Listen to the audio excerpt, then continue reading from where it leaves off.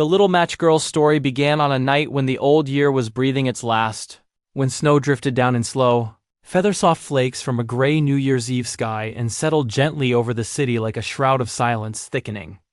On rooftops, bowing the bare branches of winter trees, and softening every sound until even hurried footsteps on the cobblestones seemed muted and distant, as though the world itself were holding its breath for the turn of time.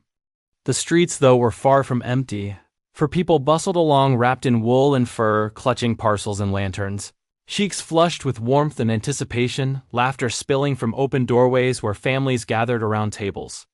Heavy with food and hope, chimneys puffing ribbons of smoke that curled into the night air, windows glowing amber and gold like jewels set into stone walls, each light promising comfort, celebration, belonging. Yet all that warmth stopped sharply at the threshold of every door, for outside the cold ruled absolutely, sharp and unforgiving, seeping into bones and breath alike. And in one narrow lane were tall buildings pressed close together, blocking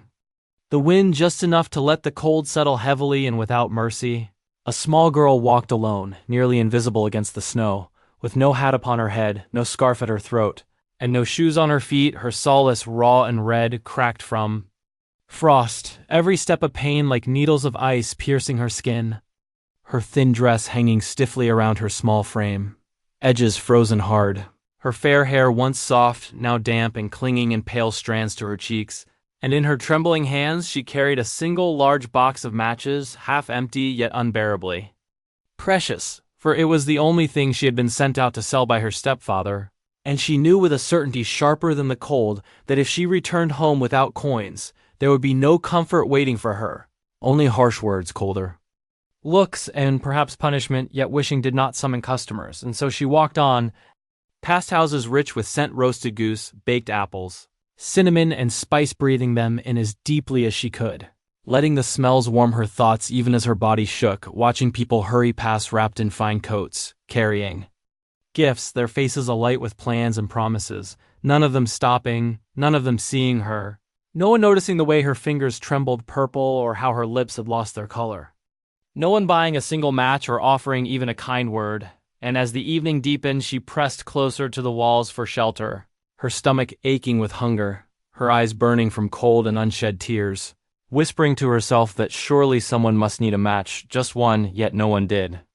And by the time the bells in distant towers marked the late hours, her fingers were so stiff she could barely move them. Her toes numb beyond pain, the lights in the surrounding homes now brighter and more festive, beautiful yet unreachable, and she dared not return home empty-handed, for the fear of her stepfather's anger was as sharp as the winter air. And so she wandered unseen through a city full of people while the final hours of the year slipped quietly away. Until at last, exhausted and shaking, she crouched in a narrow recess between two houses where the wind did not cut quite so fiercely, offering little shelter but enough for her to pause. And there, shivering uncontrollably, she looked down at her stiff fingers and thought of the matches she carried, remembering how often she had been told they were not for her to use. Yet the cold was so deep she felt she might shatter like frozen glass, and so she told herself that one small flame could not matter, just one match to warm her hands. And with great effort she pulled one free, fumbling with it until it flared to life. A tiny golden petal of fire trembling in the dark, glowing so warmly that she gasped, cupping it carefully as its light wrapped around her like a soft shawl. And in that glow the cold wall before her dissolved into the vision of a warm room bright with firelight, a great hearth blazing, heat pouring outward until she could almost feel it on her skin. Almost imagine stepping inside and holding her frozen hands before the flames. And she smiled despite her chattering teeth, lifting her feet as tingling warmth crept through them. But the match burned out, the vision vanished, and the alley returned darker and colder than before, yet her fingers remembered the warmth and longed for it, and so she struck another match, and this time a long table appeared draped in fine cloth, laden with steaming potatoes brushed with butter, fresh bread warm from the oven, pastries dusted with sugar, and at the center a magnificent roasted goose that seemed to glide toward her as if borne by invisible hands. As she reached out just as the flame burned her finger and died, the feast dissolving into emptiness and hunger, and desperate now, she struck a third match, and the alley brightened into a vision of a towering Christmas tree, larger and more beautiful than any she had seen. Branches heavy with glittering ornaments and candles glowing like stars, and as she gazed upward, the candles seemed to rise into the sky, transforming into stars themselves. One of them blazing brighter than the rest and streaking across the heavens. And she remembered her grandmother's words that a falling star meant someone was leaving the world, and her heart ached with the memory of the only person who had ever loved her, who had held her and told her stories and made her feel safe. And as tears froze on her cheeks, the match went out and the darkness closed in again, and without fully knowing what she was doing, she struck match after match until the whole bundle flared in her hands, flooding the alley with radiant light, and there before her stood her grandmother, not frail or sick, but strong and smiling with a warmth like sunrise, and the girl cried out in joy as her grandmother knelt and embraced her, wrapping her in love. So complete that the cold, the hunger, the fear all vanished, and she begged her grandmother not to leave, to take her along, and this time the light did not fade, the warmth did not flicker, but instead expanded until the world itself seemed to soften. And when the girl opened her eyes again, she saw not darkness, but a woman running toward her, drawn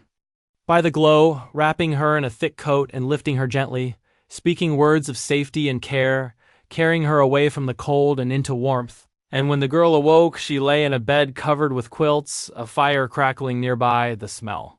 of soup filling the air. And the days that followed were filled with healing and kindness as the woman, whose name was Marcher, cared for her patiently, listening, comforting, never leaving her alone. And when at last she offered the girl a permanent home, the child accepted with trembling joy, and from that day forward she lived surrounded by warmth, love, learning, and laughter, celebrating each new year not with sorrow but gratitude, sometimes lighting a single match not from cold but remembrance, knowing that the light which once saved her had led her to a home she would never lose, and that she would never again be hungry, cold, or alone.